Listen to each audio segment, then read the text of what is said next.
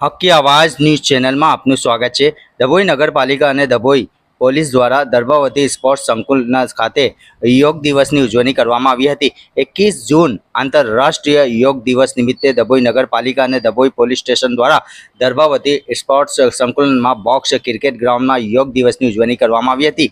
योग एक शारीरिक અને માનસિક તેમજ આધ્યાત્મિક અભ્યાસ છે જે નિયમિતપણે યોગ કરવાથી લોકો શારીરિક તેમજ માનસિક રીતે સ્વસ્થ રહે છે। ભારતના વડાપ્રધાન નરેન્દ્ર મોદીએ યોગને આંતરરાષ્ટ્રીય સ્તરે ખ્યાતિ આપી સાથે જ વિશ્વમાં યોગને પ્રચલિત કર્યું છે, જેથી વર્ષ 2015થી દર વર્ષે 21 જૂન દિવસે યોગ દિવસ તરીકે ઉજવવામાં દેશભરમાં કરવામાં આવતી છે। રિપોર્ટ રફીક મંસૂરી।